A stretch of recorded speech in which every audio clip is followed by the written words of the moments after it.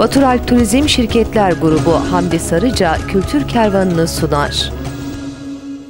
Sevgili izleyenlerimiz, bu hafta Ankara Tandoğan'dayız. Kültür Kervanı ekibi olarak ben program sunucunuz Şehriban Tekçe. Bu hafta Kerkük'ü anlatmaya, Kerkük'e nefes olmaya ve Kerkük'ün basın açıklamasını takip etmek üzere geldik. Sizler de ekranlarınızın başına hoş geldiniz efendim.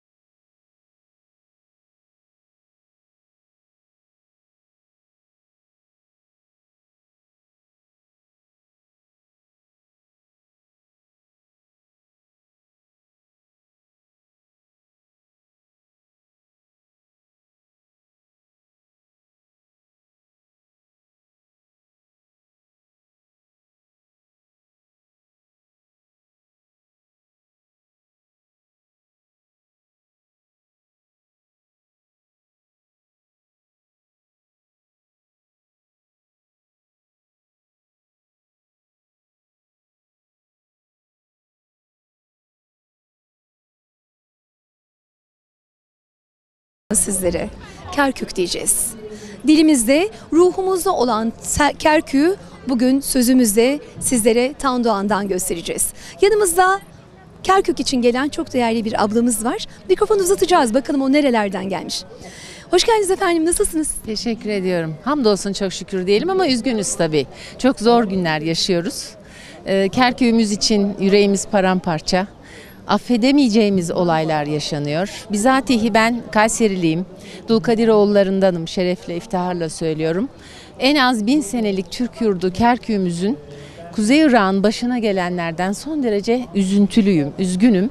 Ama elimizden geldiği kadarıyla dedelerimiz ne yapmışsa, Nasrettin Mehmet Bey Dulkadiroğlu ne yapmışsa, onun güzel hanımı, Danişmendi kızları neler yapmışsa, bilvesile aynısını vatanımız için, milletimiz için, istiklalimizi savunmak için yapmaktan geri durmayacağımızı burada açık ve net olarak ifade ediyorum. Bugün aslında buraya geliş sebebimiz de Kerkük'tü. Çünkü yarayan kanımız vatan çok zor kazanılıyor. Hiçbir zaman o çınar gölgesinin altından kimse ayrılmasın ve uzaklaşmasın temennimizde. Özellikle Kerkük için başka neler söylemek istersiniz efendim? Şöyle diyeyim, şahsım adına, büyüklerimin ruhları yüzüsü hürmetine, altında yatmayı hak edebilmek için bu vatanı kazanmak lazım. Bu sadece bir sefer kazandık, Cumhuriyetimizi ilan ettik, bitti değil. Her an tetikte ve uyanık olmamız gerekiyor. Su uyuyor, düşman uyumuyor. Kimse hıncını, kinini unutmuyor. Biz ne kindarız ne hınçlıyız. Bu topraklara Horasan erenleriyle beraber insanlığı öğretmek üzere, paylaşmak üzere geldik. Ama bize eğer burada altında yatacak bir kabir de bırakmıyorlarsa, bırakmayacaklarsa işte o noktada kanımızın son damlasına kadar karşı çıkacağız. Karşı çıkacağım. Biz Füsun Ne Mutlu'ya çok teşekkür ediyoruz. Değerli izleyenlerimiz, onlar bir ucundan tutmaya çalıştılar. Aslında birlik ve beraberliğin ne kadar önemli olduğunu bugün Tandoğan Meydanı'nda hep beraber dilden gönülden söyleyerek, Kerkük diyerek, ciğerimiz yanarak konuşuyoruz aslında.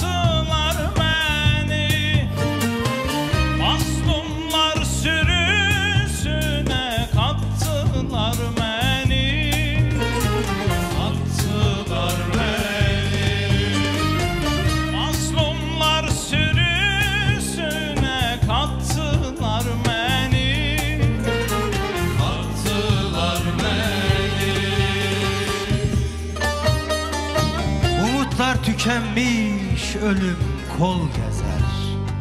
Kan even vampirler mazlumu ezer. Her adım işkence, her adım mezar. Canlar pazarında yorulmuş Kerkük, zalimin zulmüyle, zalimin zulmüyle kırılmış Kerkük.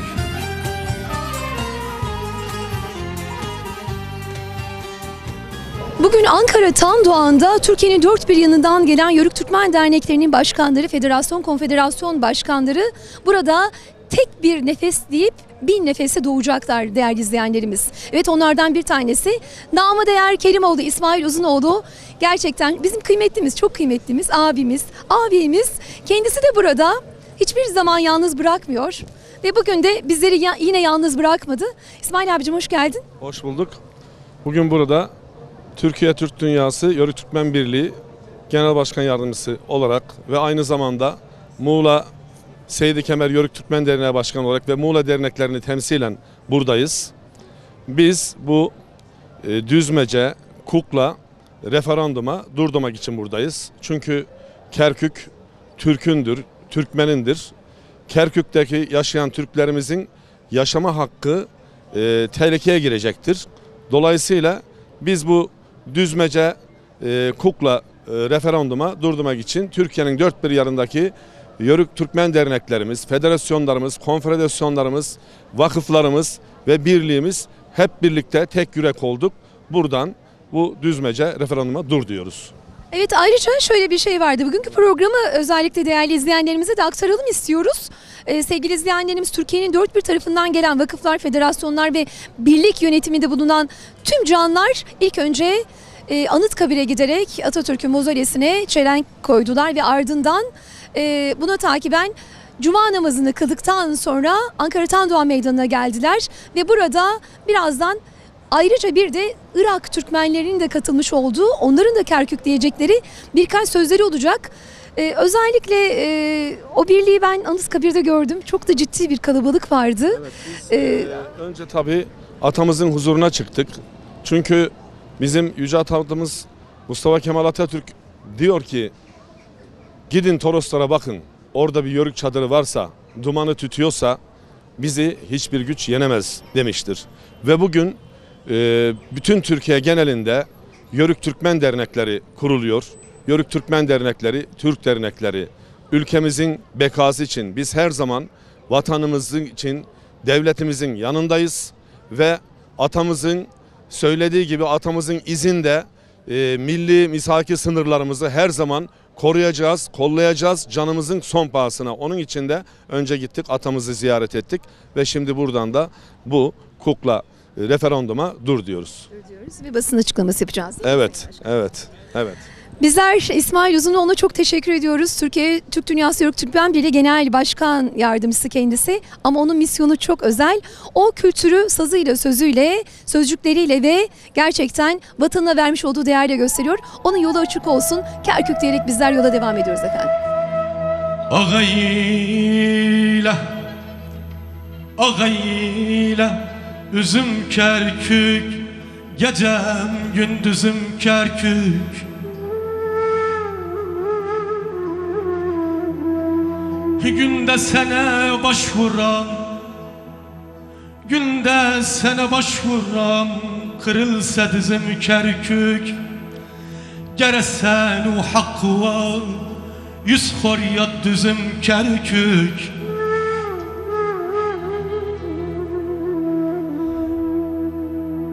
Dedi sana kurban oğlundan kızım Kerkük.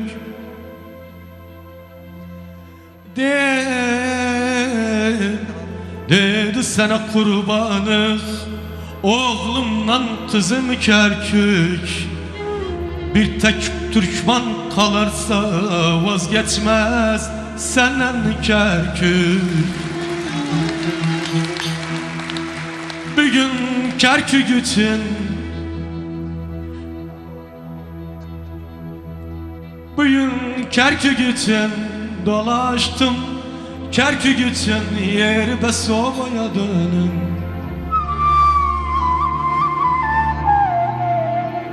Veren evlim, sağ gözüm size kurban, sol gözüm Kerkük için hiç bilmem ara yedim. Ah, hain yarlarından divayı var. Kerkük derken ciğerimiz yanıyor aslında. Ucundan tutabildiğimiz kadarıyla. Bizler bugün burada birlik ve beraberlik için geldik.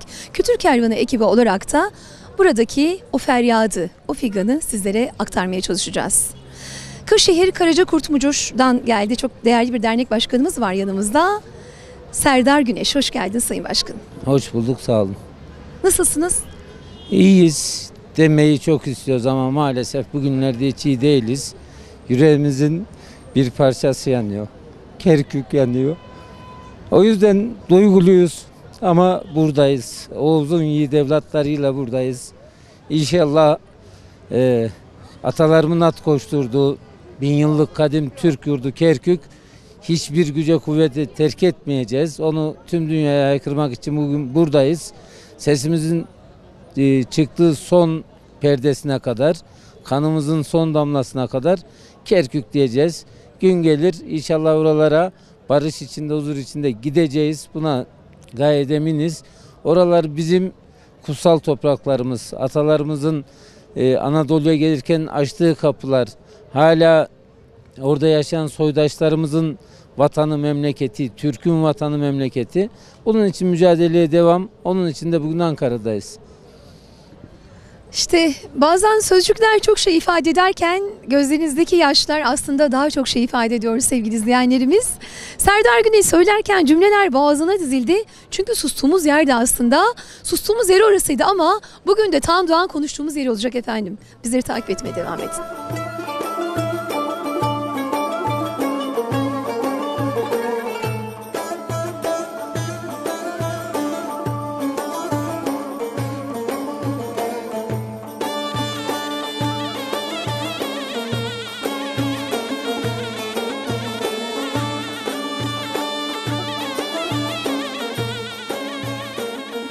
Hani diyoruz ya Türkiye'nin dört bir tarafından gelmişler. Bugün aynı akıncılar gibi akın akın Tan Doğan'a yağdı Yörükler, Türkmenler. Kırıkkale Dernekler Federasyonu Genel Başkanımız yanımızda. O da bayrağıyla, alıyla buraya geldi. Hoş geldiniz. Hoş bulduk. Size başta teşekkür ederim. Gerçekten Türkiye'nin her yerinde akrabalarımızın içinde, zaten siz de akrabamız, bacımızsınız. Gerçekten sizler bizi, bizler sizi gördükçe nasıl duygulanıyorsak bu dava zaten tümüyle bizi, içimizi bir kan olarak akıtıyor. Biz de bu Kırıkkale Oğuzboyu Dernekler Federasyonu olarak fırsat buldukça davetlere icabet ediyoruz. Her daveti sünnet ve farz biliyoruz. İmkanlarımız dahilinde sizlerin de yanında yer almak istiyoruz. Bugün bir bambaşka gün.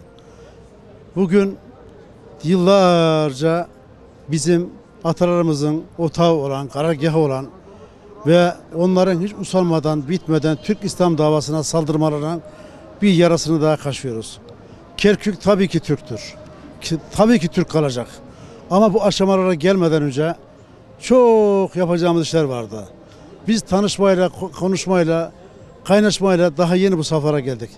Bizde iki kıta birikimim var. Okumama müsaade ederseniz. Oğuzlardan geldik, Oğuzlardan. Kanuni Fatih Yavuzlardan. Avşarlardan, Üçoklardan, Bozoklardan. Aslımız, neslimiz bellidir bizim. Budur bizim soy kütüğümüz. Bellidir küçüğümüz, büyüğümüz. Hem milliyetçi hem ümmetçiyiz. Aslımız, neslimiz bellidir bizim. Dernek, vakıf, federasyon kurarız. Yörük, Türkmen, Avşar, aşirettir kanımız. Kimseye yoktur gebe yanımız. Aslımız, neslimiz bellidir bizim. Biz aslımızı, neslimizi unuturanlara bu savaşı yıllar önce açsaydık, bu mücadeleyi verseydik, yalancı tarihlerle bizi hikayelerle aldatmasalardı, yani bu aşamaya gelmeyeceğine inanıyorum. Ama diyorum ki geç de kalsak bu dava bizim davamız. Türk İslam davası, kitlenmeliyiz, bir araya gelmeliyiz diyor. Teşekkür ediyorum size de. Başkanımız geç de kalsak dedi. Aslında hiçbir şeye geç kalmıyoruz sevgili izleyenlerimiz. Geç kalınmış yoktur. Çünkü bizler düğünü, geçmişi sırtımıza alıp taşırken bile aslında önümüzde gördüklerimiz ve çocuklarımıza bırakacağımız en değerli miraslara sahip çıkıyoruz. Ne diyoruz? Vatanımız için her şey.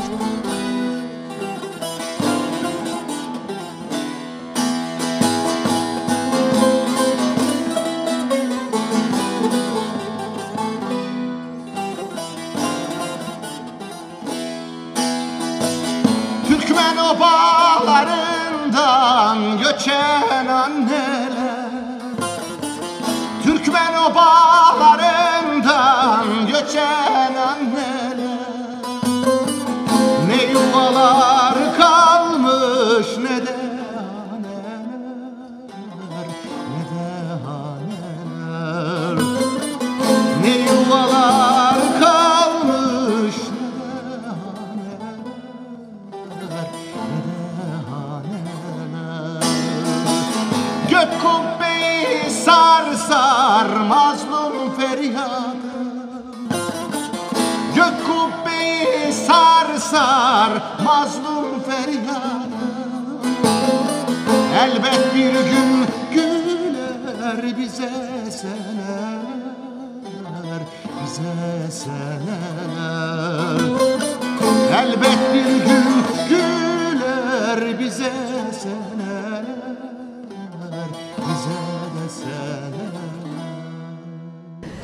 Yörük Türkmen derneklerinde hep o çadır ateşi yakar. O ateşi bir yerden tutuşturur. Çok değerli bir ablamız var yanımızda. Hoş geldiniz. Teşekkürler, hoş bulduk. Tanıyabilir miyiz sizi? Ben çadırın ateşini yakan kız Hatice Abul. Çadırın ateşini yakmak bizim analarımız, atalarımız 700 yıllık bir geleneğimizdir. Gelin geldiği zaman gün doğmadan çadırın ateşini yakar. Ve birlik beraberlik için kara günümüz ışısın diye.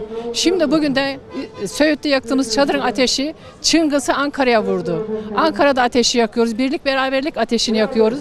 Ve bunun devamı olarak da Kerkük'te dumanı tütecek.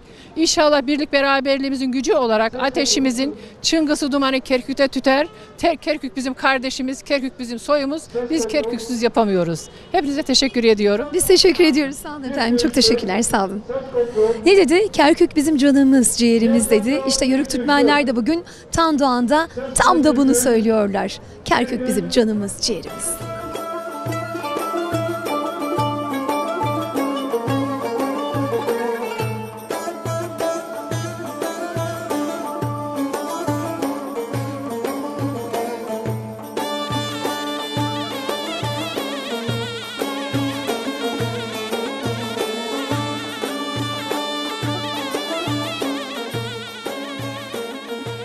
Değerli izleyenlerimiz, bu hafta Ankara Tandoğan'dayız. Ciğerimiz yanıyor, bağrımız yanıyor. Bizler Yörük Türkmen Dernekleri, Federasyonları, Konfederasyonları, vakıfları ve birliğiyle beraber Tandoğan'da bir nefeste bin nefes olarak doğmaya geldik. Birazdan basın açıklamamız başlayacak ama Türkiye'nin dört bir tarafından gelen derneklerimiz ellerinde Türk bayrakları ve Kerkük'ü tanıtan bütün bayraklarla buradalar.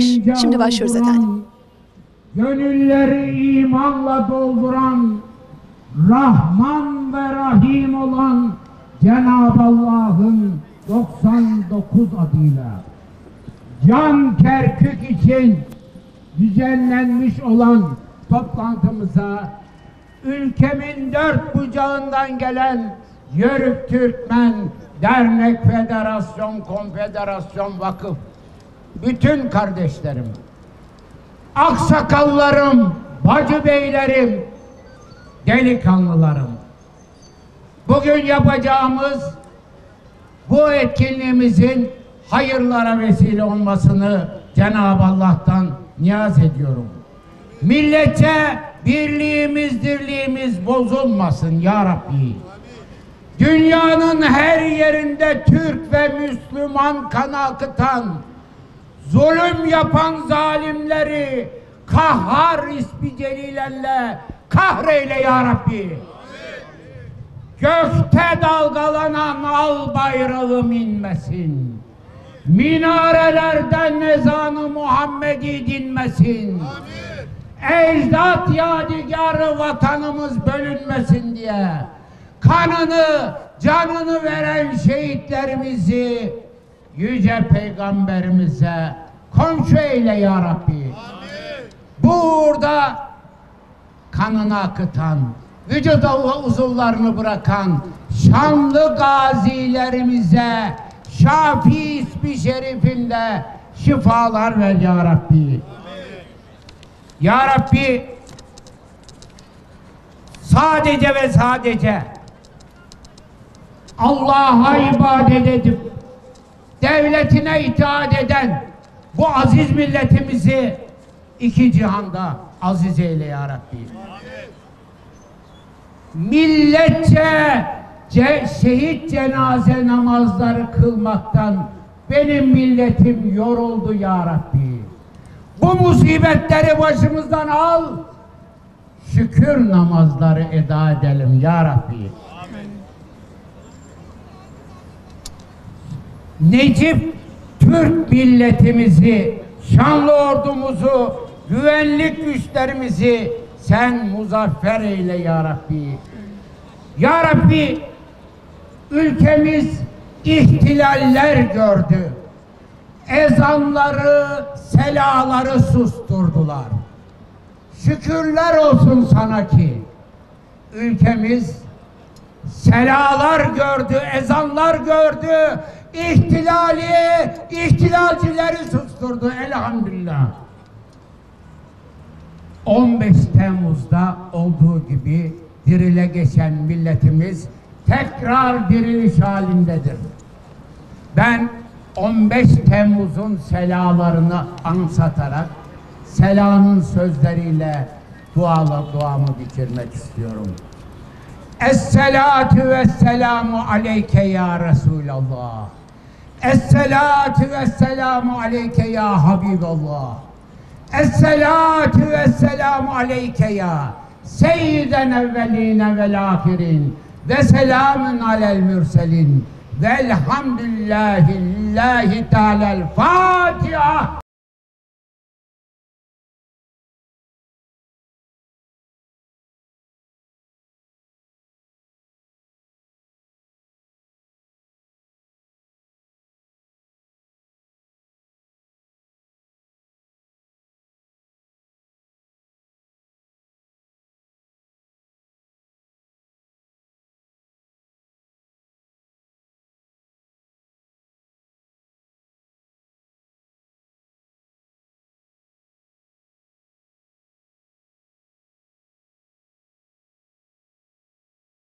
Hemşerilerim, özbeöz Türk yurdu olan Musul, Erbil, Kerkük bugün kendini bilmez, arkasında Batı ve ABD emperyalist güçlerini alan Peşmerge Kerkük'te bir defekto yaratarak Kerkük'ü kendilerine bağlama hevesine kapılmıştır. Bugün orada oynanan oyun göründüğü kadar basit bir oyun değildir. Bu oyunun arkasında Türkiye'yi de bölüp parçalamak isteyen süper güçler bulunmaktadır. Kerkük, Erbil, Musul, Talafer'in Türkmen oluşu bu plana engeldir. Buraların ele geçirilmesini Türkiye'ye arkadan vurmaktır. Sinsi emellerine ulaşmak için bir basamaktır.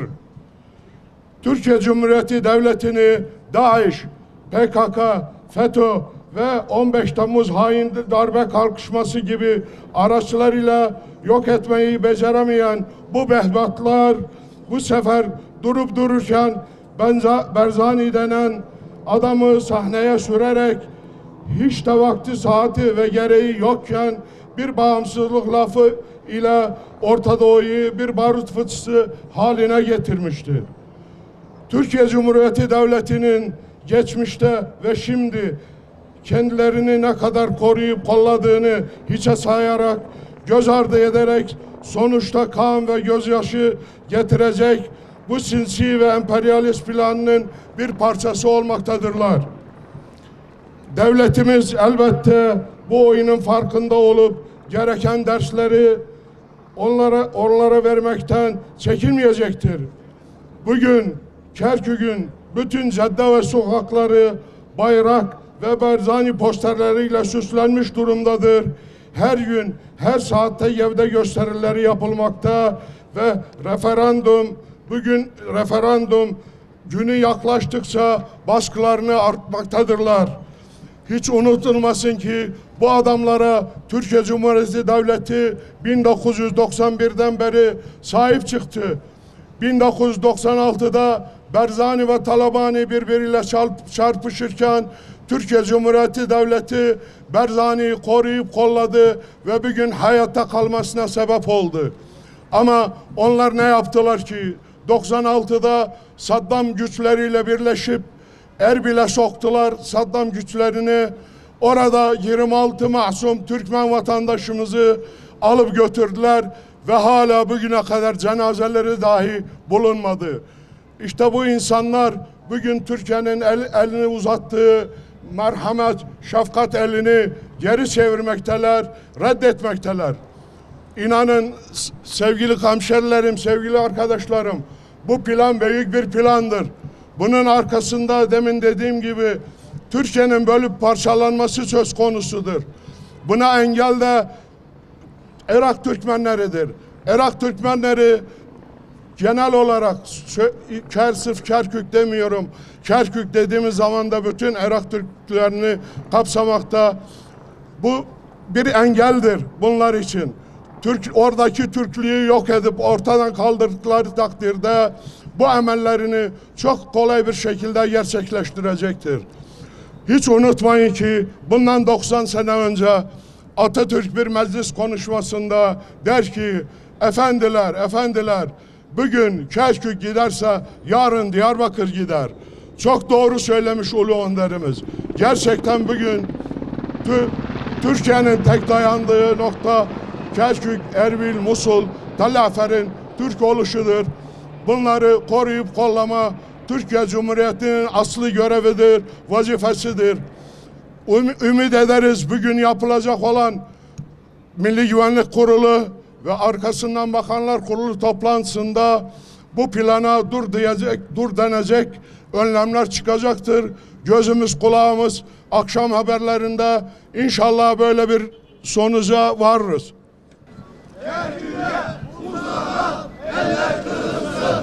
Sevgili Türkmen yörük kardeşlerim, demin dedim ki Kerkük derken bütün Türkmen elini kapsamaktadır. Orada yaşanan katliamlar isterseniz sırayla sayayım sizlere. Tuz Hurmatı, Taze Hurmatı, Altınköprü, Dakuk, Mendeli, Kızlarbat, bütün bölgelerde sinsi planlar, sinsi katliamlar yapılmakta ve halen devam etmektedir. Bugün Peşmerge güçleri Kerkük'e resmen hakim durumdalar. Maalesef Bağdat merkezi hükümetinden hiç çıkmıyor, hiç de karşı koymuyorlar. Sayın Cebe Başkanımızın tekrar dile getirdiği şeklinde Bağdat merkezi hükümetinin gerek asker gerek polisi Kerkük'e sevk etmesi gerekirken hiçbir tane polis ne asker Kerkük'e gelmedi. Türkmenler kendi kaderlerine o peşmergelerle baş başa bırakıldı. Türk'ten başka Türk'ün dostu yoktur. Bunu bilin. Sayın arkadaşlar, bu faşist uygulamalara bir son vermenin zamanı geldi ve geçmektedir. Bunu da bu yüce devletimizden beklemekteyiz. Burada bize destek veren, hazır bulunan bütün Yörük Türkmen, Türkiye'li bütün arkadaşlarımıza, hemşerilerimize, kardeşlerimize saygı, selam, muhabbetlerimi sunarım. Allah'a emanet olunuz.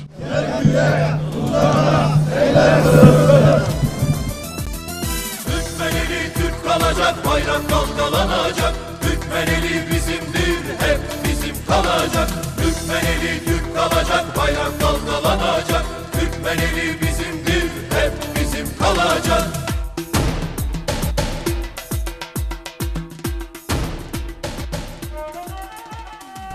...1055 Selçuklu'dan bu yana Kerkük Oğuz soylu Türkmen yurdudur. Buradan ilan ediyorum cihana, Kerkük Oğuz soylu Türkmen yurdudur. Tuğrul Bey'le başlar Kerkük sevdası, duyulur Kıpçak ve zengin idası. Bu kadarla kalmaz, vardır dahası, Kerkük Oğuz soylu Türkmen yurdudur. Kara koyunlular, ak koyunlular, Safevi'yle kalınlaşıyor duvar. Osmanlı'yla bugünlere dek uzar, Kerkük Oğuz soylu Türkmen yurdudur. Kahve batılının kancık huyunu, ele verir gene kendi oyunu. Nasıl Kürt yaparlar Türk'ün köyünü, Kerkük Oğuz soylu Türkmen yurdudur. Türkmen kardeşimdir, Kerkük'se vatan, satılan Türk ise korkmalı satan. İyi bilsin yamuk yumuk iş tutan, Kerkük Oğuz soylu Türkmen yurdudur. Haçlı dünyasıyla ittifaklı Rus, diyorlar ki bana sen seyreyle sus. Senin neyin, benim vatanım Deus. Kerkük Oğuz soylu Türkmen yurdudur. Barzani daha dün kapıda kuldu, bugün ikramlarla bir devlet buldu. Vardı Kerkük'üme musallat oldu, Kerkük Oğuz soylu Türkmen yurdudur. Bir oramı, Kifri, taze hurmatı, Altın Köprü Dakuk sürdürür hatı. Erbil, Musul, Telafer, Tuz hurmatı, Kerkük Oğuz soylu Türkmen yurdudur. Tüm bu yerler Türkmeneli adını taşırken tarihler yaptı yadını. Can özümde duyarım feryadını, Kerkük Oğuz soylu Türkmen yurdudur. Bu zulmü görerek pusan da hain, nefsi için boyun kösen de hain, zalimi dost bilip susan da hain, Kerkük Oğuz soylu Türkmen yurdudur. Böyle zapt olurken tek tek yurtlarım, Orhan der depreşir, azar dertlerim. Elbet bu zoru da aşar kurtlarım, Kerkük Oğuz soylu Türkmen yurdudur.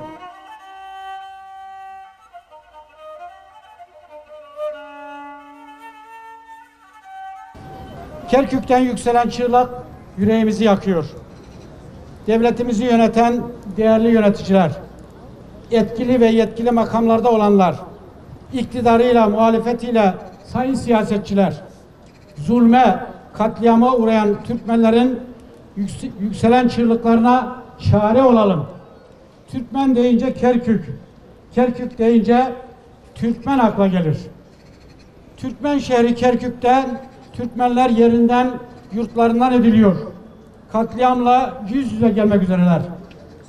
İsrail hariç, sözde hariç, bütün dünya ülkelerinin muhalefetine ve Birleşmiş Milletler'in uyarılarına rağmen Irak'ın kuzeyindeki Kürt yönetimi referandum yapmakta ısrar etmektedir.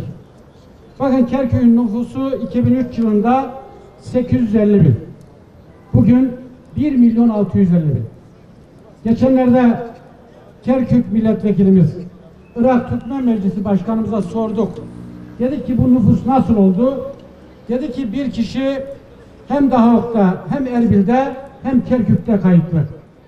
Şimdi yıllarca Türkmenler ezildiler ve bunları gündeme getirdik.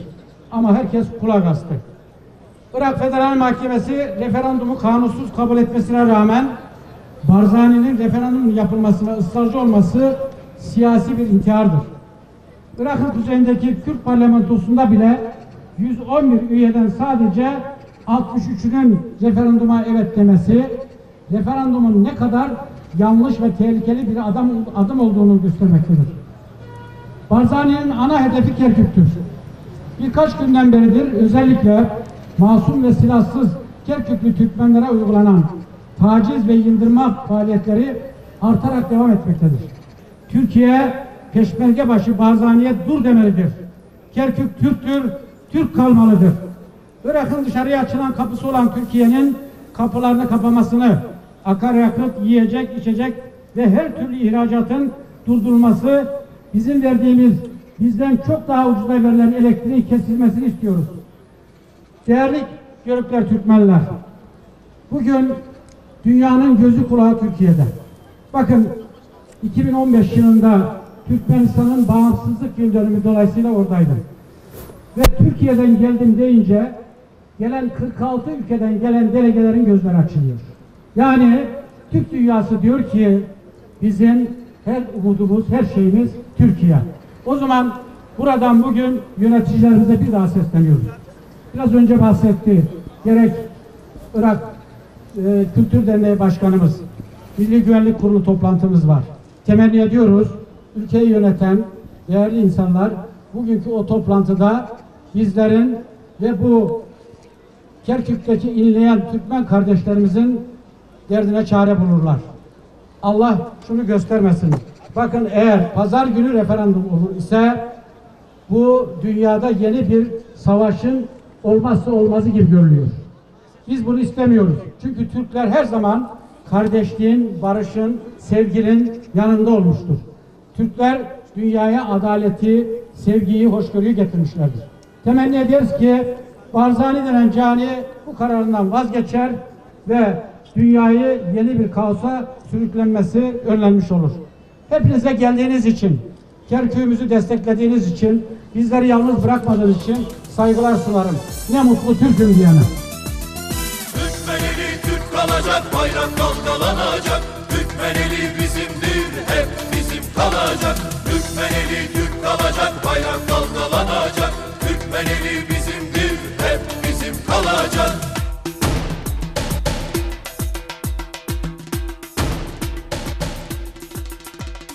Türk milleti olarak ata mirası bu toprakları yurt tutmak için çok bedel ödedik. Çok badireler atlattık.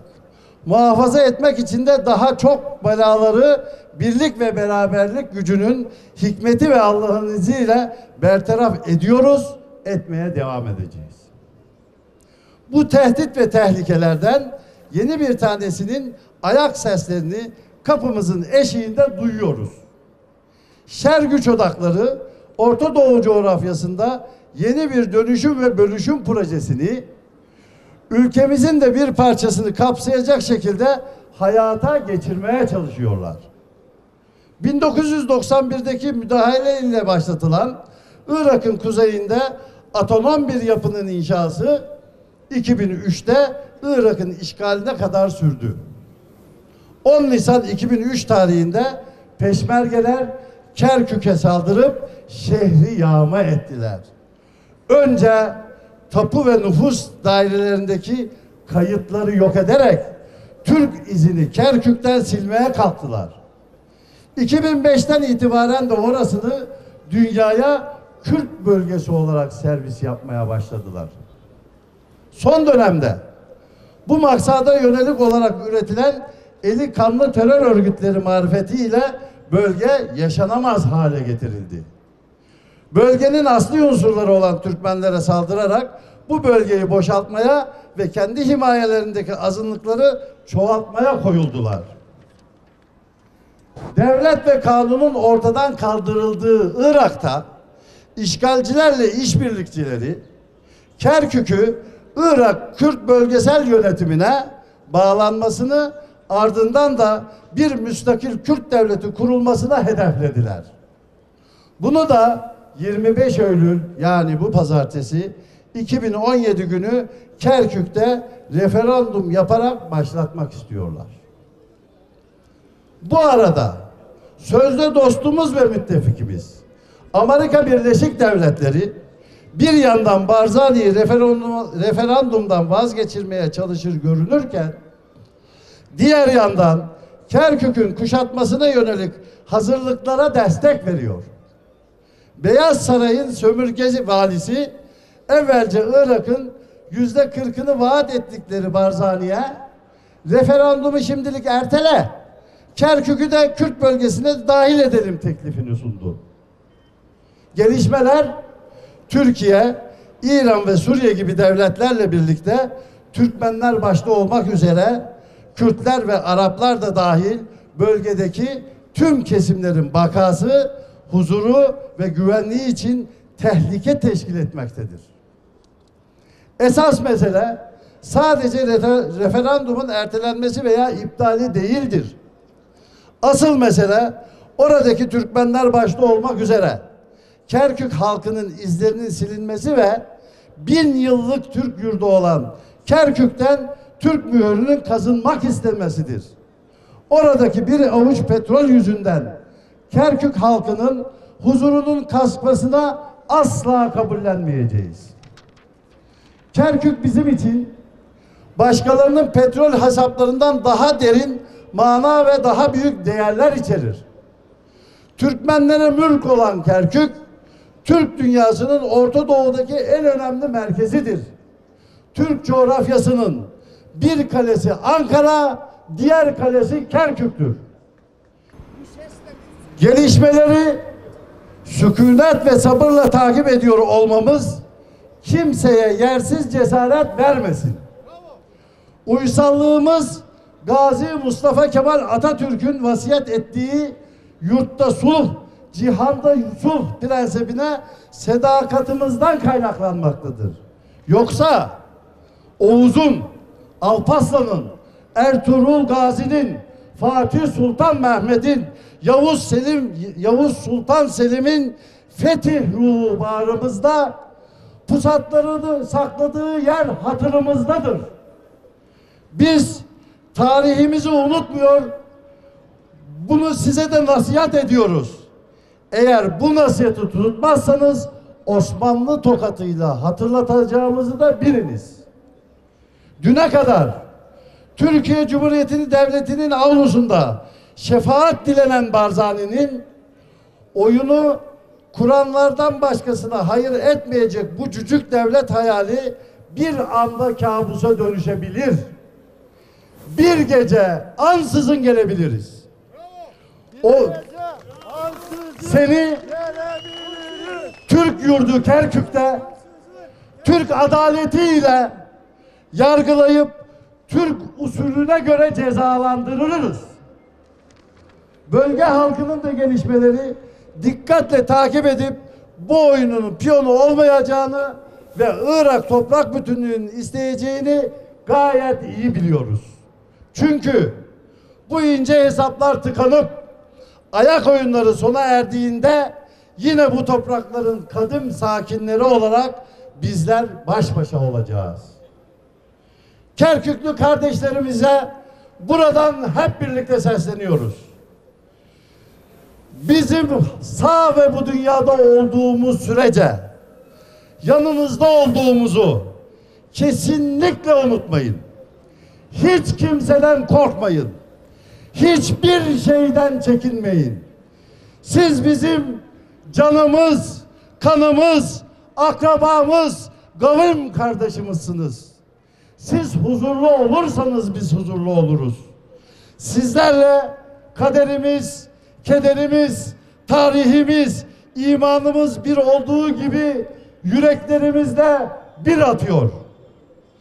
Kerkük bütün sorunlardan daha öncelikli, tüm siyasi ve fikri farklılıkların üzerinde bir meseledir. O nedenle siyasi partilerin yeniden Yeni Kapı ruhu örneğinde olduğu gibi aynı yer ve zamanda müşterek bir irade ortaya koymalarını özellikle istiyoruz. Buna da hakkımız var diyoruz. Kerkük meselesini dünyada bir tek Türkiye Cumhuriyeti kendine dert edinmiştir. Devletimizin bu konuda duruşunu, yaptıklarını, yapacaklarını dikkatle, umutla ve heyecanla takip ediyoruz. Türk milleti olarak bizler topyekün devletimizin yanındayız. Her milli meselede olduğu gibi devlet millet bütünleşmesinin en önemli örneğini sergiliyoruz. Devletimizin gerek uluslararası ilişkilerdeki vakur duruşu, gerek Irak ve Suriye özelindeki Orta Doğu meselelerine radikal yaklaşımını ve gerekse Barzani'ye karşı tavizsiz kararlı tutumu biz Yörük Türkmen camiasını başta olmak üzere Türk milletine umut ve gurur vermeyi sürdürecektir. Bu ülkenin asli unsurları olarak bu konuda üzerimize düşen her türlü göreve talibiz. Bizler tarihin hiçbir döneminde korkaklık ve tereddüt etmedik, bundan sonra da etmeyeceğiz. Büyük oyun oynanıyor ve Kerkük Türk'ten çalınıyor. Biz milletçe buna seyirci kalmayacağız. Türkiye'nin 81 ilinden gelip buraya toplanan bizler, Türk milletinin bütünleşmiş iradesi ve bunun da cümle aleme ifadesiyiz. Kerkük Türktür, Türk kalacak. Dünyada hiçbir kuvvet asla bunu değiştiremeyecek. Kerkük vatandır, biz de vatandaş. Biz bu vatan uğruna şehit olur, tarihi ve dünyaya da bunu şahit ederiz. Varlığımız Türk varlığına armağan olsun. Kamuoyuna saygıyla duyurulur.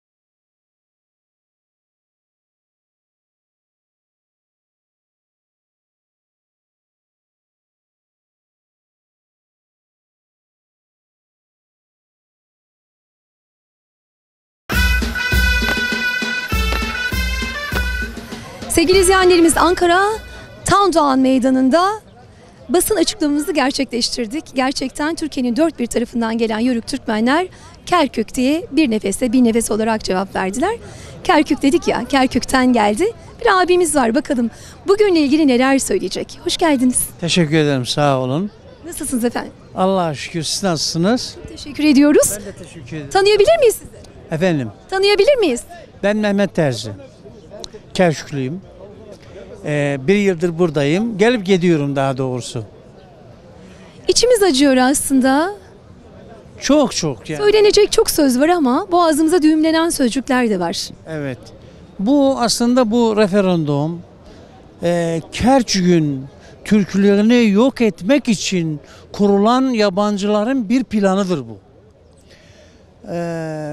Bugün Mesut Barzani bu oyunu ortaya atıp sırf çünkü kendisi orada istenilmeyen, yani hatta Kürtler tarafından da istenilmeyen birisi olduğu için bu oyunu ortaya atıyor. Biz referanduma hiçbir şekilde ne katılacağız ne de destek vereceğiz. Bütün milletimize buradan da söylüyoruz, başka yerlerde de söyledik.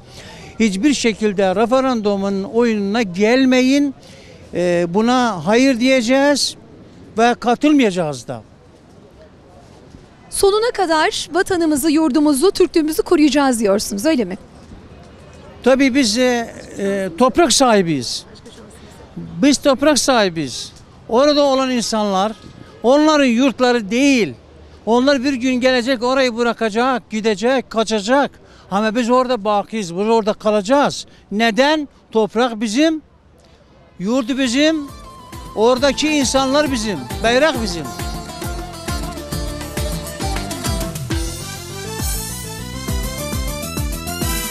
Bugün yak ateşi, bekle doğan güneşi. Gün bugün yak ateşi, bekle doğan güneşi. Cephe birlik olmaya çağırıyor herkesi. Cephe birlik olmaya çağırıyor herkesi. Türkmen eli Türk kalacak. bayrak dalgalanacak. Türkmeneli bizimdir, hep bizim kalacak. Türkmeneli Türk kalacak, bayrak dalgalanacak. Türkmeneli bizimdir, hep bizim kalacak. Türkmeneli Türk kalacak, bayrak dalgalanacak. Türkmeneli bizimdir, hep bizim kalacak. Türkmeneli Türk kalacak, bayrak dalgalanacak. Türkmeneli bizimdir, hep bizim kalacak. Hüdavendigar Federasyon Başkanımız Sayın Fahrettin Beşli yanımızda. O da bugün heybesini doldurdu, Kerkük diyerek geldi. Ankara Tandoğan Meydanı'nda ses oldu, bir yürek oldu. Hoş geldiniz efendim. Hoş bulduk. Hoş gördük ve hoş bulduk. Kerkük son zamanlarda kötü gündeme gelmeye başladı. En sonda 25 Eylül pazartesi günü bir referandum yapacağım diye Barzani ortaya çıkıp da başta Türkiye ve bölge ülkelerine kafa tutunca birilerinin dur demesi gerekiyordu. Tabii asıl mesele bu referandum değil, Kerkük özelinde o coğrafyada yeni bir devlet oluşturulması, o devletin de önce Türkiye'yi sonra bölge ülkelerini tehdit edecek oluşu. Tabii bizler günlük işlerimizle meşgulken memleket meseleleriyle, kurulan tuzaklarla, tezgahlarla, ayak oyunlarıyla da alakadarız. O nedenle bunu da göstermek için, farkında olduğumuzu göstermek için, bu konuda duyarlı olduğumuzu göstermek için, mütevazi de olsa gücümüzü ve sesimizi ortaya koymak için bugün burada bir küçük miting tertipledik. Katılım iyiydi. Profil iyiydi. Hem Suriye, Irak Türkmen temsilcileri hem Anadolu Yörük Türkmenleri katıldılar. Mesajlarımızı verdik. Hassasiyetlerimizi ortaya koyduk, ifade ettik. Ve umarım duyulması gereken yerlere ulaşır. Ama bugün bir özel an daha yaşandı. Farklı alanlarda, bölgelerde, programlarda, teşkilatlarda olan Yörük Türkmenler tarihinde ilk defa bu gerekçeyle bir araya geldi. Anıtkabir'deki o fotoğraf tarihi bir belge, bir başlangıcın ifadesi inşallah.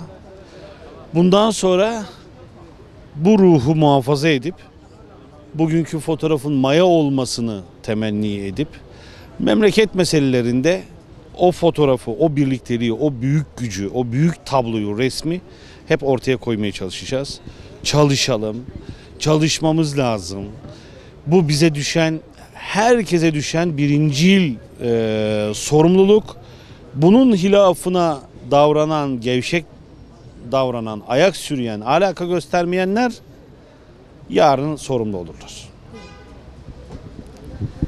Bunun üzerine bize söz düşmez. Uymayanlar yarının sorumlusu olurlar diyorlar. Çünkü ardımızda koskocaman bir Türkiye Cumhuriyeti var.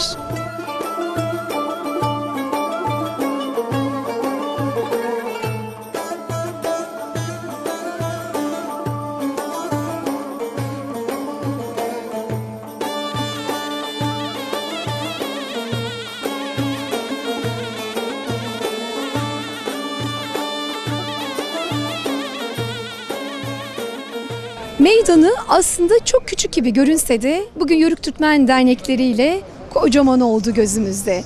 Çünkü onlar çok büyük yürekleriyle geldiler buraya. Doğudan batıya nefes almaktı sadece amaçları.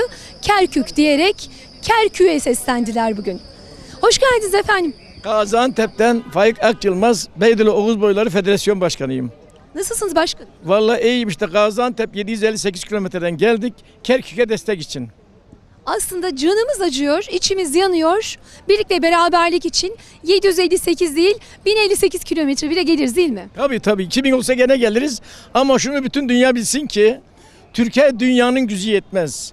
Türk Türklerse var ya, Kerkük'ü de alır, dünyayı da alır. Bizi çıldırtmasınlar. Evet, bir de şiir okumak istiyorum. Lütfen buyurun. Yürüyüş, süngümü demir gibi ellerimle kavradım. Şanlara, zaferlere yürüdüm adım adım. Irkım doğudan koptu, dört bucaktan savaştım. 6 aydan attığım ok, Alp dağlarını açtı. Yürüdüğüm izlere Egil'de hürmetle bak.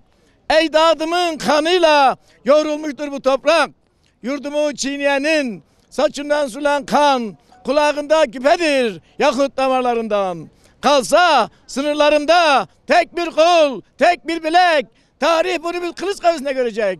Varsa hakkın kılıçtır, tutunacak bir dalı, yaşayacak milletler hakkını tanımalı. Adımın biri Oğuz, biri Mustafa Kemal, ırkımın istediği ya ölüm ya istiklal.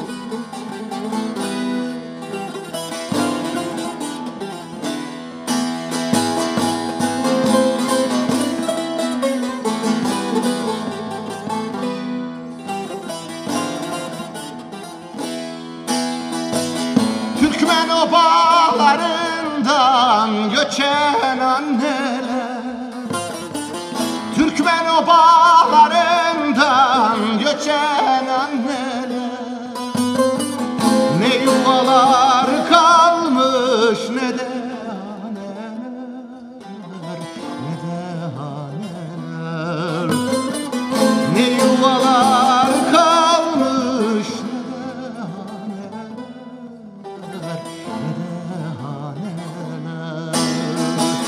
Gök kubbeyi sar sar mazlum feryadım, gök kubbeyi sar sar mazlum feryadım. Elbet bir gün güler bize seneler, bize seneler.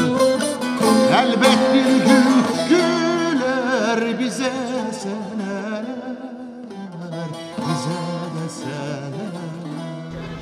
Ankara Tandoğan heyecanıyla bugüne damgasını vurdu. Kerkük dediler, Kerkük'te doğdular. Türk Boyları Konfederasyonu Genel Başkanı Sayın Durhasan Koca bugün çok özel bir konuşma yaptı. Basın açıklamasına da destek verdi. Kendisi bundan sonrasını söylesin, anlatsın. Çünkü yüreğimiz ondan yanaydı, Kerkük'ten yanaydı. Sayın Başkanım, inanılmaz bir coşku vardı. Emeğiniz kesinlikle böyle azımsanamaz, ölçülemez. Ama bundan sonrasını biz sizden dinleyelim efendim. Çok teşekkür ediyorum. Öncelikle ben size teşekkür ediyorum. Çünkü bizim gerek Türkiye gerek dünya kamuoyuna güzelim Kerkük'ümüzle ilgili verdiğimiz mesajları siz veriyorsunuz. Onun için Kültür Kervanı programına, yapımcısı sizlere, kameramanımıza, herkese çok teşekkür ediyorum. Efendim bugün malumunuz ülkemizin dört bir köşesinden gelen Yörük Türkmen beyleri, hatunları, bunun yanında yine Kerkük'ümüzün, Irak'ımızın ve Suriye'deki Türkmen temsilcileri, sivil toplum örgütleri, Ankara'mızdan bu işe duyarlı kıymetli misafirlerimiz ve değerli basın mensuplarımızla bugün bir basın açıklaması yaptık. Bunun amacı şuydu, biliyorsunuz pazar günü 25 Eylül'de Irak'ın kuzeyinde Barzani bir referanduma gidiyor. Ve bu referanduma Kerkük'ü de dahil etmek istiyor. Oysa Kerkük asırlardır Türk şehri, Türkmen şehri. Türkmence deyince Kerkük, Kerkük deyince Türkmen akla geliyor. Bu bizi üzüyor. Dolayısıyla bugünkü burada verdiğimiz mesajlar ülkemizi yönetenler tarafından da dikkate alınmasını istiyoruz. Türk dünyası tarafından dikkate alınmasını istiyoruz. İslam coğrafyası tarafından. Çünkü orada yapılacak bir yanlış adım bugün zaten İslam coğrafyası ve Türk dünyası kan gölü içerisinde. Allah korusun çok daha büyük felaketlere neden olabilir. Bugün verdiğimiz mesajlar oydu. Barzani aklını başına almalı. Bir an önce bundan vazgeçmeli. Böyle bir referandumun ne kendisine, ne o coğrafyaya, ne Kürt vatandaşlarımıza bir fayda getirir. Bu mesajı verdik kendilerine. Türk milleti büyük bir millettir. Vaktiyle bunları yaşadı. Hatırlayın, bir zamanlar PKK'nın başı, bebek katili Abdullah Öcalan'ı Suriye'den 24 saat içinde çıkartmasını bildik biz. Yine EOK, Kuzey Kıbrıs'taki o temiz Türk vatandaşlarımızı katlettiler. Fakat cevabını aldılar. Yine hatırlayın, yine Kardak'ta Türk bayrağını dikmeye kalktılar. Dedik ki o bayrak inecek. İnmezse yine indireceğiz ve indirdik o Yunan bayrağını.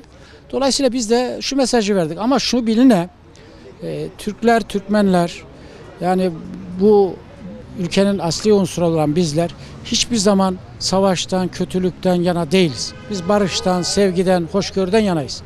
Türkler nereye gittiyse oraya adaleti götürmüştür, hoşgörüyü, sevgiyi götürmüştür. Bakın, dünü çok çabuk unutuyorlar. Bir zamanlar Barzani ile Talabani birbirini yiyordu. Barıştıran yine Türkiye Cumhuriyeti Devleti'ni yöneten büyüklerimiz oldu. Kendilerinden yiyecek ekmekleri yoktu. Elektrikleri yoktu. Bugün bizim elektriğimizi kullanıyorlar. Ve acısı ne biliyor musunuz? Türk insanının yaktığı elektrikten çok çok ucuza veriyoruz. Yiyecekleri, her türlü içecekleri Türkiye'den gidiyor. Dolayısıyla biz insanlarımıza etnik yapısı, mezhebi dolayısıyla hiçbir zaman itmedik. Ve bugün de o mesajı verdik.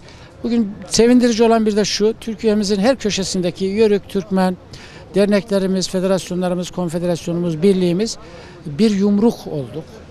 Bu mesajı da kendi ülkemizdeki, kendi tabanımıza da verdik.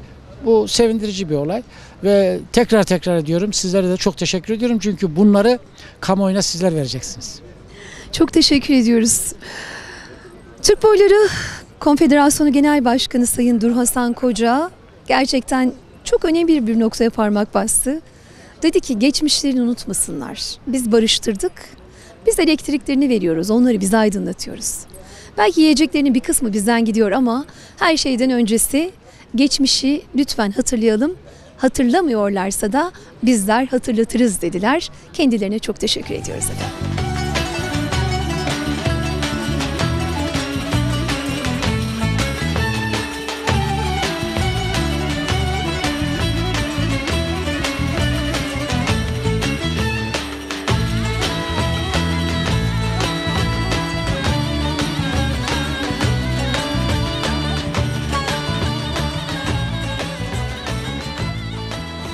Biz vatan için ne erkek, ne kadın, ne çoluk, ne çocuk. Aslı hepsinin tek derdi vardır, o da vatan. Bacılarımızdan birisi geldi. Dede Korkut Yörük Türkmen Federasyonu Genel Başkanı Sayın Emine Güven. Hoş geldiniz Sayın Başkan. Hoş bulduk.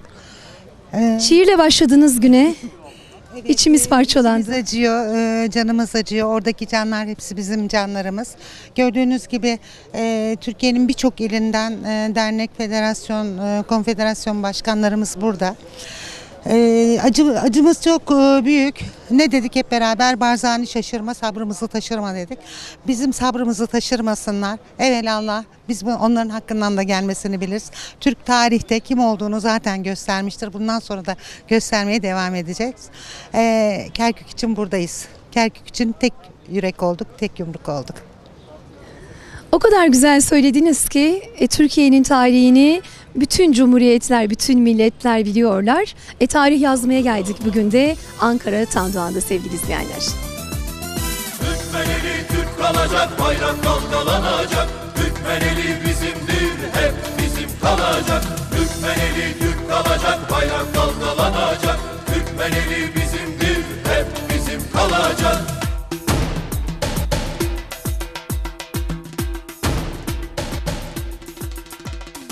Sabrın sonu selamettir derler ama bazı yerlerde sabretmek iyi gelmez.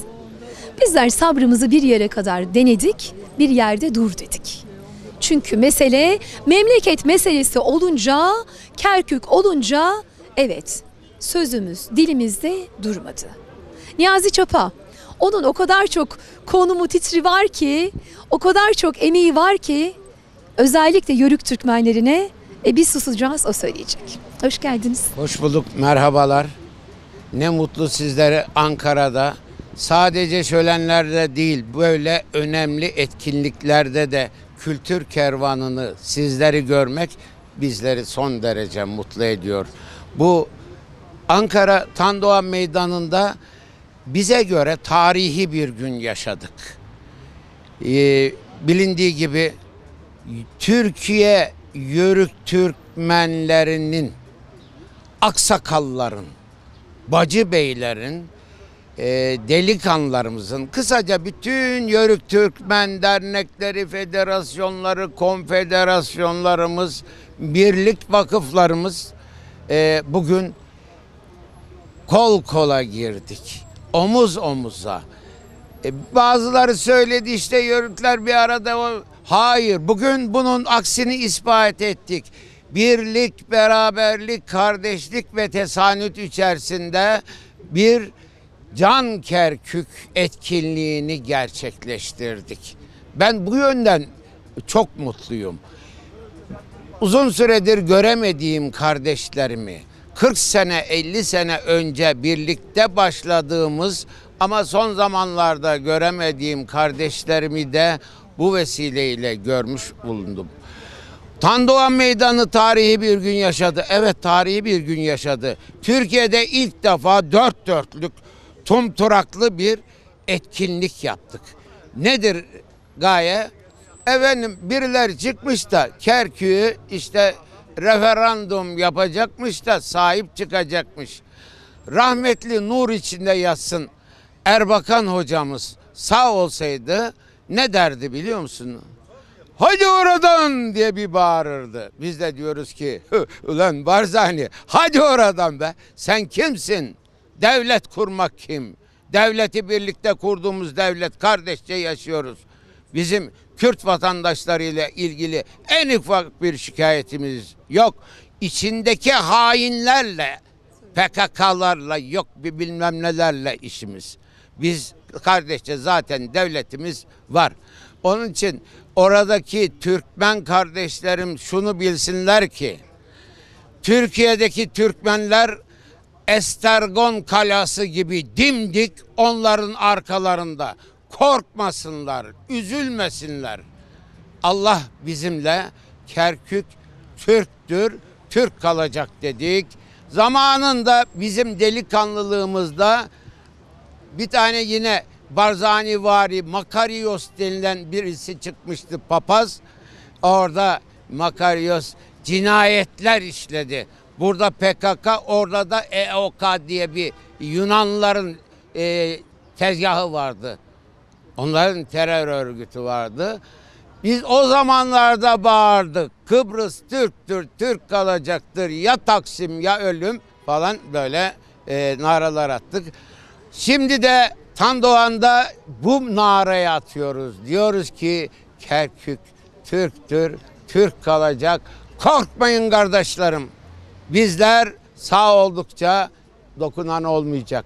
Onlar, dokunanlar da Cenab-ı Allah onlara, zalimlere zulüm yapan, o zalimler, mazlumlara zulüm yapan zalimlere Kahhar ismi celilesiyle kahredecek onları. Korkmasınlar, devam diyoruz. Sizlere de teşekkür ediyorum. Niyazi Başkanımıza çok teşekkür ediyoruz sevgili izleyenlerimiz. Amacımız ayrışmak değil, ayrıştırmak değil. Etnik kökeni ne olursa olsun birlik ve beraberlik olsun. Alevsi, Sünnisi, Lazı, Çerkesi, Türk'ü, Kürt'ü bu vatan içerisinde bir olmaya, birlik olmaya devam edecek. Nasıl dedi? Kahhar ismiyle onlara sesleniyoruz.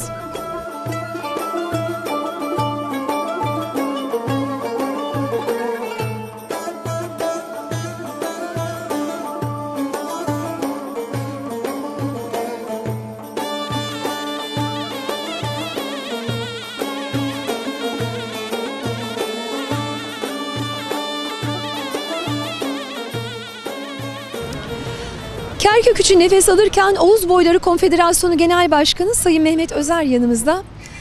Sayın Başkanım, bugün Kerkük demek için geldik. Kerkük için nefes aldık. Sizin duygu ve düşüncelerinizi almak istiyorum özellikle. Kerkük 1000 yılla yakın bizim toprağımız. Ama zaman içerisinde 23 milyon kilometre kareden Türkiye 783 bin kilometre kareye düşmüş. Düşmeler içerisinde Kerkük bizim Türkiye Cumhuriyeti'nin sınırları dışında kalmış ama oradaki vatandaşlarımız bizim vatandaşlarımız. Yani vatandaşlarımızın bir kısmı orada kalırken bir kısmı buraya geçmiş. Hatay gibi, Hatay'ın geçmişi gibi. Kerkük, Musul, Suriye'nin bir kısmı, Irak'ın bir kısmında çok sayıda Türkmen var. Bunlar bizim kardeşlerimiz. Osmanlı İmparatorluğu döneminde Kerkük, Musul için herhangi bir anlaşma yok, sözleşme yok. Türk toprakları sayılmaktadır oralar. Son 2005 yılında Amerika'nın Irak'a saldırması aslında altında yatan şeyler menfaatli, maddi menfaatli petroldü. O zaman Kürtler uyanık davrandı ya da Kürtlere böyle bir proje verildi. Gittiler önce nüfus müdürlüğünü yaktılar. Ondan sonra tapu dairesini yaktılar. Ve çok sayıda Kürdü Kerkük'e göç ettirdiler. Dolayısıyla oradaki Türkmenleri sıkıştırdılar. Türkmenler başka illere, ilçelere göç etmek zorunda kaldı. Orada böyle önemli bir göç değişikliği oldu. Zaten o zamandan belliydi bunların ne yapacağı. Irak ikiye bölünür gibi oldu. Ve o aşiret reisinin kendi özel bayrağı var. Bugün de görüyoruz, orada da asıyor. Bize de geldiğinde 5 ay önce havalanımıza filan astı. Gördük. Çok sabır ettik. Rahmetli Turgut Özal Bey'in kırmızı çizgilerimizdir bizim Kerkük, Musul demişti. Sonra bu tarafa gelirken gene geçmişteki hükümetler de bunu söyledi. Unutulmaya başladı. Kırmızı çizgi beyaza döndü, griye döndü, siyaha döndü. Dolayısıyla bu projenin sahipleri de İsrail, İngiltere, Amerika bundan da yüz buldu. Ama bugün şartlar öyle değil. Bugün Kerkük, bugün Musul'un gitmesi bizim için çok hayati önem taşımaktadır. Oradan su yolu açılması bizim için hayati önem taşımaktadır. Bunlar zaten eşkıya devlettir. Yani bize her zaman zarar gelen devlettir. Her zaman PKK'yı gizlice besleyen devlettir. Dışarıdan aldıkları yardımın bir kısmını PKK'ya aktarıyorlar. Bugün de bütün gelen orijinal silahlar, daha 2 gün önce Sayın Cumhurbaşkanımız 3000 lira yakın silahın Amerikalıların verdiğini söyledi. Bu doğrudur. Gece gündüz çalışıyor adamlar. Hatta bu proje 32. paralelden başladı. 32. paralelle uçak uçuramazsınız dediler. Bize de Irak'da. Kendileri gittiler PKK'ya havadan destek verdiler. Sağlık yardım attılar, gıda yardım attılar, cephane yardım attılar. Böyle devam etti bu olay. Ama fazla vaktinizi almayayım. Çok önemli bir noktaya geldik. Hayırlısıyla bugün Milli Güvenlik Kurulu'ndan da iyi bir karar bekliyoruz. Bu toprakları korumak, kollamak kolay değil. Bastığımız yerlerde de adım adım şehit kanımız var. Biz aç dururuz ama bayrağımızı indirtmeyiz. Aç dururuz, bu vatanı böldürtmeyiz. Kim ne yaparsa yapsın. Amerikalı da, İngiltere'si de, Fransız da bizi bilir. Biz onları Boğaz'da, Çanakkale'de, İzmir'de filan denize döktük. Onlar bizim kahramanlıklarımızı, bizim cesaretimizi bilir. Onlar parayla çalışır, biz vatanımız için çalışırız. Aramızdaki fark da budur. Ben de teşekkür ediyorum sizlere. Yayınladığınız televizyonlara çok teşekkür ediyorum. Size, ekibinize ayrı ayrı teşekkür ediyorum. Çok teşekkür ediyoruz. Oğuz Boyları Konfederasyonu Genel Başkanı, Sayın Başkanımız, Genel Başkanımız Mehmet Özer'e değerli konuşmalarından dolayı teşekkür ediyoruz. Ne dedi? Ne Çanakkale ne Dumlupınar. Hepsi bizim, hepsi bizim oldu zaten. Bastığımız topraklar da bizim, yaşadığımız, nefes aldığımız Türkiye Cumhuriyeti ve tüm İslam alemindeki Türkler de bizim. Ardındayız.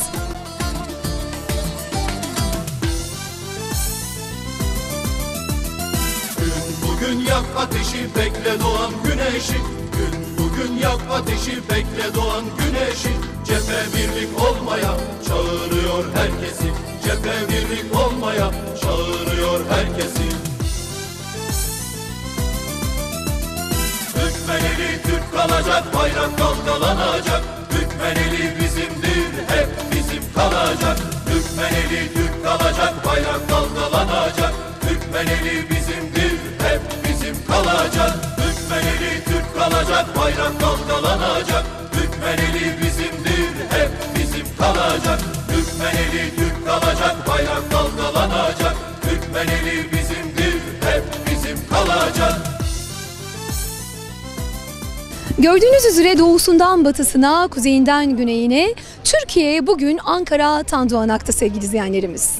Şimdi Karakeçili, Sarıkeçili, Kayıboyu, Avşarboyu deriz ve bir Karakeçili derneğimizden başkanımız geldi. Hoş geldiniz Sayın Başkanım. Hoş bulduk. Tanıyabilir miyiz sizi? İsmim Kadir Haskul, Karakeçililer Sosyal Yardımlaşma Dernek Başkanıyım. Burada Kerkük için toplanmış bulunmaktayız. Kerkük Türk'ündür, Türk'ün kalacak.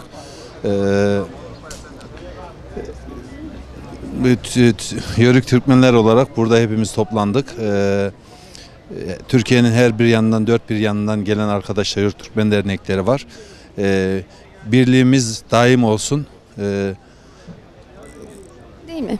Birlik ve beraberlik için geldik. İnşallah yüzlerimizdeki o gülümsemeler, tebessümler artacak değil mi efendim? İnşallah, inşallah tebessümler artacak. Kerkük Türk'ündür, Türk'ün kalacak. Temennimiz bu şekilde. Teşekkür ederim. Biz teşekkür ediyoruz efendim. Sağ olun. Çok teşekkürler. Çok teşekkür ediyoruz.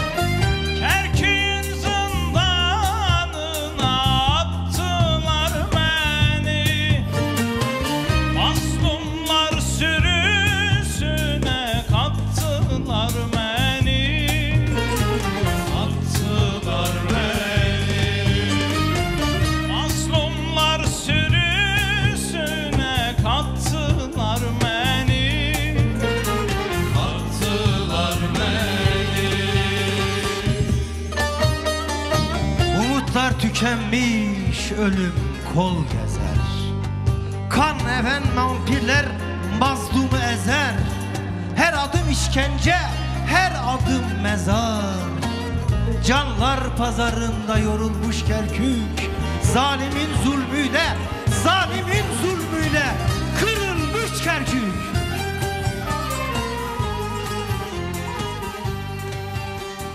Sevgili izleyenlerimiz, dedik ya, Ankara Tandoğan'da Kerkük için buradayız. Vakıflarımız, federasyonlarımız, derneklerimiz hepsi burada bugün nefes alıyor dedik. İşte Yörtürk Vakfı Genel Başkanımız Sayın Mustafa Tombuloğlu yanımızda. Mikrofonu uzatacağız. Onun da diyecekleri var Kerkük adına. Hoş geldiniz efendim. Hoş bulduk. Nasılsınız? Teşekkür ederim. Sizler nasılsınız? Çok teşekkür ediyoruz. Sağ olun. Kerkük için geldik. Evet. Aslında Kerkük için bir olmaya geldik her şeyden önce. Kerkük için Türkiye bir olmalı. Yani Kerkük bizim canımız. Tabii ki yani yıllardan beri, biz çocukluğumuzdan beri hep Kerkük. Yani hep Kerkük'ü sahiplendik. Bizim Kerkük, tapusu da bizim. Her şeyi bizim. Bizden başkası da sahip çıkamaz yani. Bugünkü toplantıyı, bugünkü buluşmayı nasıl buldunuz? İyi buldum. Yani şöyle iyi buldum. Türkiye'de bütün Yörük Türkmen dernekleri, birlikleri hepsi birleşti. Zaten benim bütün gayem derneklerin, vakıfların bu tür konularda birleşmeli.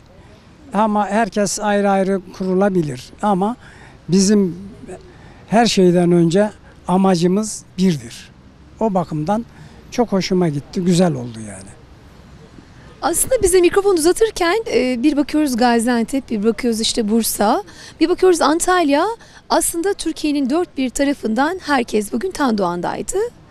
Sayın Vakıf Başkanımızın da söylediği üzere tek derdimiz birlik, başka bir derdimiz yok. Bir olunca aslında yenebiliriz, bazı zorlukları aşabiliriz değil mi efendim? Tabii. Yani bir olmayan hiçbir şey olmaz. İstediğiniz kadar sayı olarak çok olun.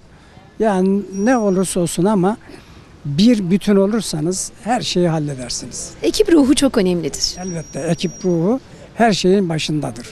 Onun için biz de bu konularda ekip ruhunu dirilteceğiz. Hep bir olacağız, bütün olacağız, her şeyi hallederiz. Bir olacağız, bütün olacağız ama her şeyi halledeceğiz. Bizler de bugün Ankara Tandoğan'da Yörtürk Vakfı Genel Başkanı Sayın Mustafa Tombuloğlu'na bu değerli konuşmaları için, birlik ve beraberlik konuşması için çok ama çok teşekkür ediyoruz efendim.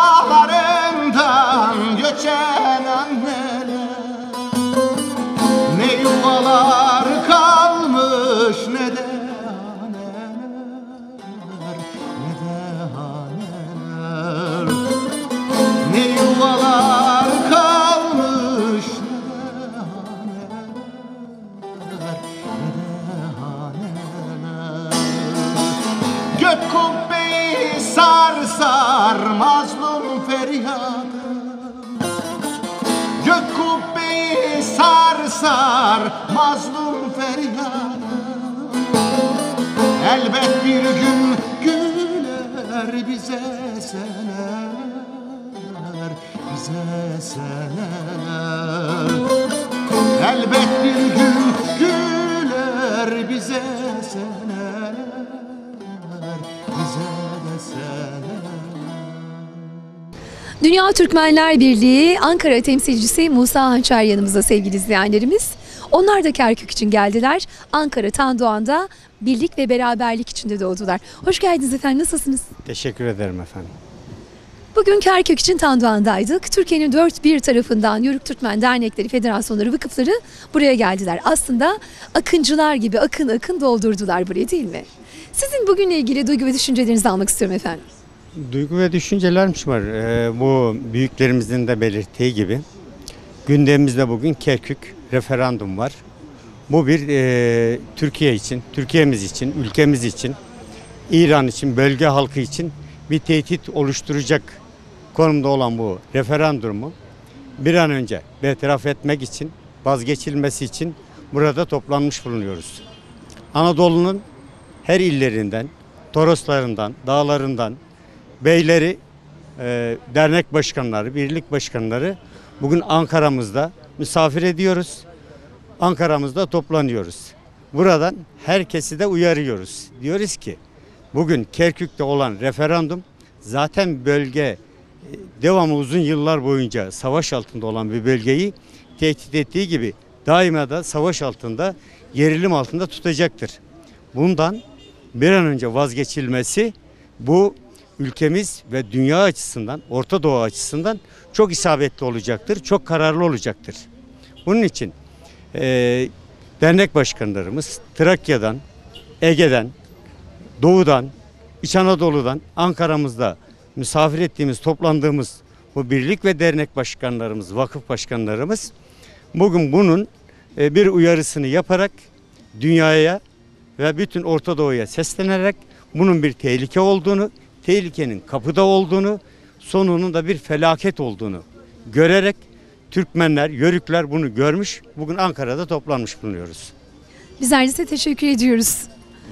Umut ekmeye geldik Ankara Tandoğan Meydanı'na. Nefes almaya geldik. Bir derken birlik olmaya geldik.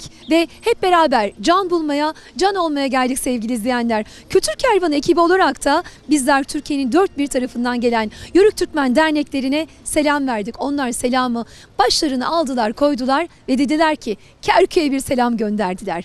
Biz varız. Her zaman var olacağız. Çünkü biz Türkiye Cumhuriyeti'yiz. Türkmeneli Türk kalacak, bayrak dalgalanacak. Türkmeneli bizimdir, hep bizim kalacak. Türkmeneli Türk kalacak, bayrak dalgalanacak. Türkmeneli bizimdir, hep bizim kalacak.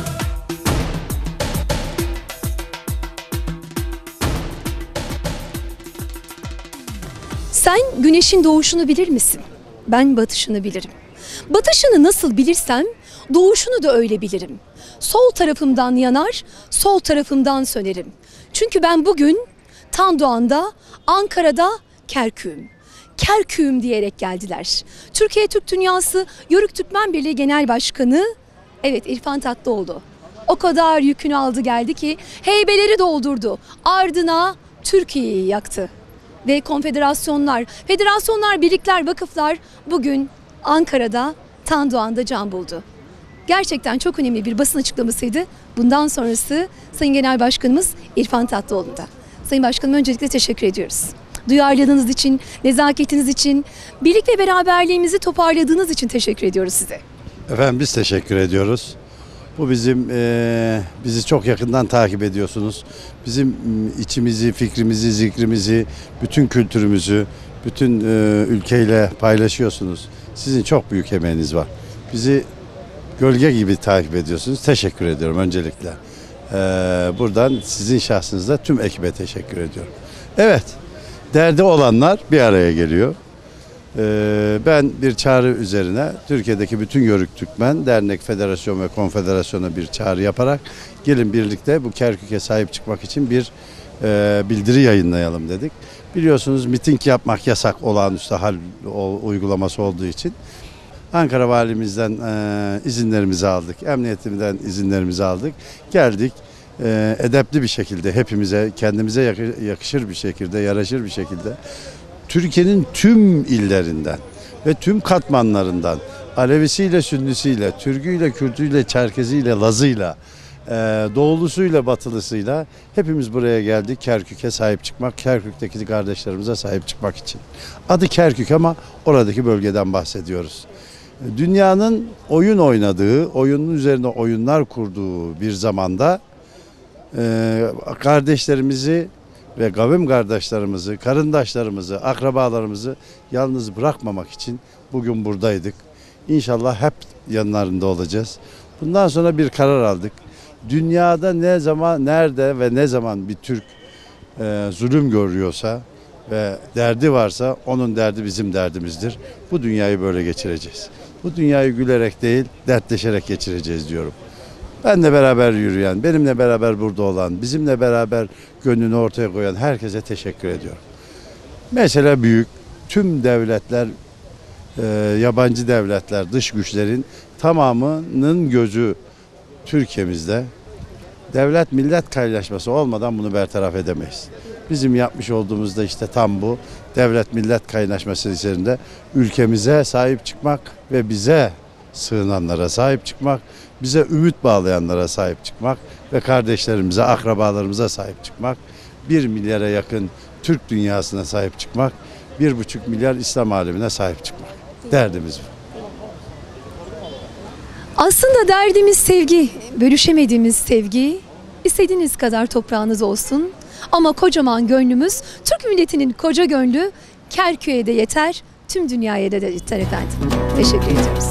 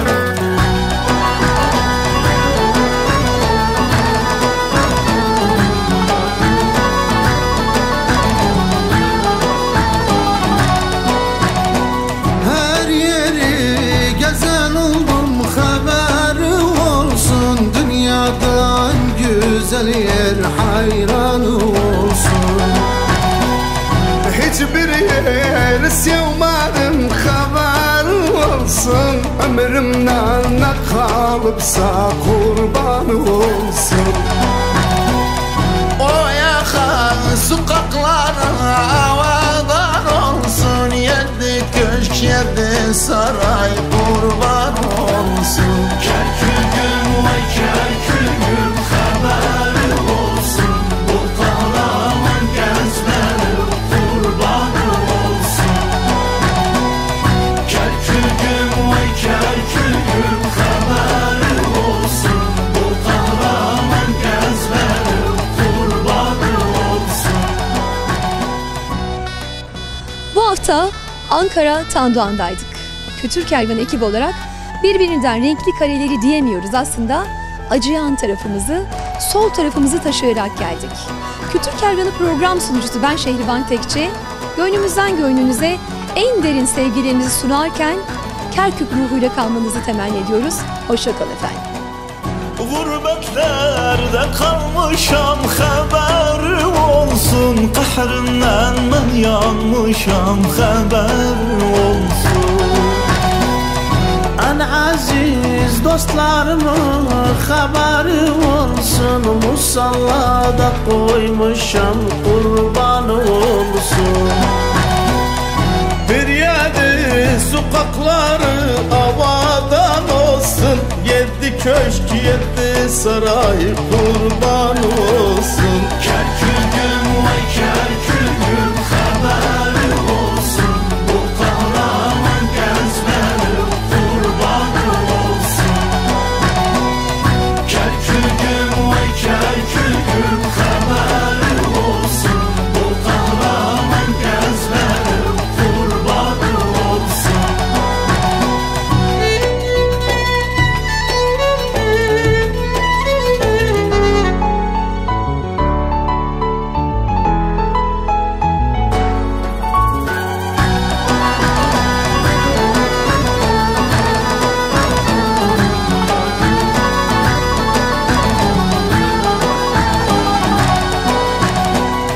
Bu dinim Türkmen dini haberin olsun. Dünyada en güzel dil hayranın olsun. Hiçbir yerde dayanmam haberi olsun. Mal mülküm canım kanım kurbanı olsun. Türkmenlerin bayrağı havadan olsun. Yedi köşk yedi saray kurbanı olsun. Kerkük'üm vay Kerkük'üm haberi olsun. Bu kahraman gezmenim kurbanı olsun. Kerkük'üm vay Kerkük'üm haberi olsun. Bu kahraman gezmenim kurbanı olsun. Batural Turizm Şirketler Grubu Hamdi Sarıca Kültür Kervanı'nı sundu.